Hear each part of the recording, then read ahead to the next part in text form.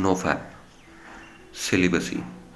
क्या sexual abstinence ब्रह्मचार्य है?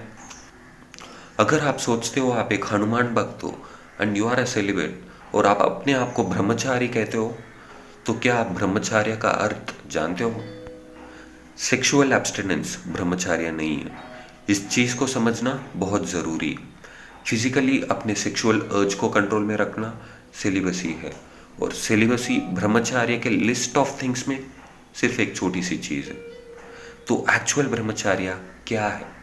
What is it? To be on the path of Brahman God, and it's a much more complicated unsophisticated path than what celibacy is. यहाँ पे आपको सिर्फ शरीर को ही नहीं, अपने दिमाग को, अपने ईटिंग हैबिट्स को, अपने सर्कल को and so many other factors को कंट्रोल में रखना होगा। और सिर्फ सेक्सुअल अर्ज को ही नहीं, बाकी के सारे प्लेजर सीकिंग फैक्टर्स को निकालना होगा लाइफ से। आपके लाइफ का मकसद सिर्फ भगवान पे ही रहता है, नॉट ऑन बिजनेस और फेम और सम अदर थिंग।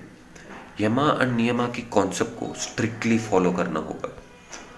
तो रियलाइज दिस कि आपके सेक्सुअल अर्जेस को अब्सटेन करने से आप ब्रह्मचारी नहीं हो।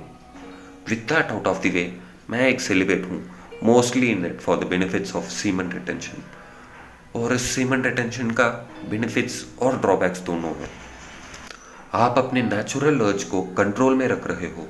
इसको कंट्रोल करने से आपका driving force that is your sexual urge आपको पुश करता है to be a better person. Scientifically आपका एनिमल इंस्टिंक्ट जो है वो आपके सेक्सुअल अर्ज को टेम करता है to attract a mate for you. Look at a peacock, for example. The male has this wing and dances and shows off its skills only to attract a mate. This is a scientific fact जो proven है। As a human being, you become more creative. You become a better person at whatever you do. आपका focus better होता है, confidence increase होता है। Spirituality के according आप अपने सीमन को, अपने उस स्पेशल एनर्जी को बिना वेस्ट किए सेव करके रखते हो।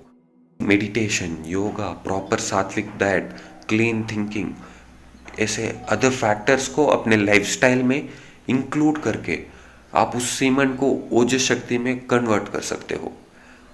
Which means the stored semen is reabsorbed in our blood, body and brain.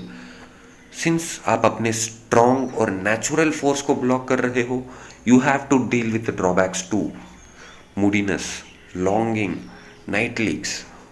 Although there are ways जिसके थ्रू आप नाइट लीक्स को कंट्रोल कर सकते हो, which takes a lot of practice and also not suggested for overall health, you can control it. Dealing with triggers, आजकल triggers बहुत ज़्यादा हैं और इन ट्रिगर्स से हम ईजिली साइड ट्रैक हो जाते हैं। इन दिस प्लेस आपका रीजनिंग स्ट्रांग होना चाहिए on the why you want to retain your semen. Only that will help you keep going.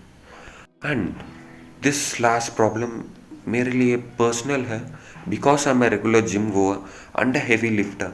मेरा लिबिडो ज़्यादा है एंड मॉर्निंग वुड्स के साथ डील करना it's just hard, but practices like meditation help. As I said earlier, अपने reasoning, either it's physical और mental और spiritual, अगर आप उसको स्ट्रांगली पकड़ लेते हो तो dealing with these minor problems आसान हो जाता है।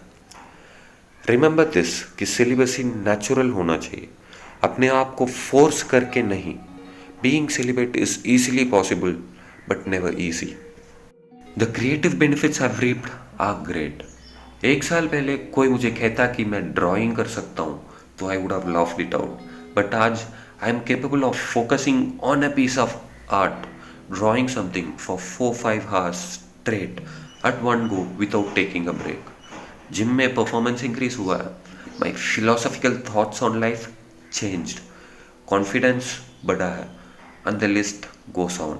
अगर आप सिंगल हो without a partner who you want to spend your life with, अपना एनर्जी वेस्ट करना is not something wise to do.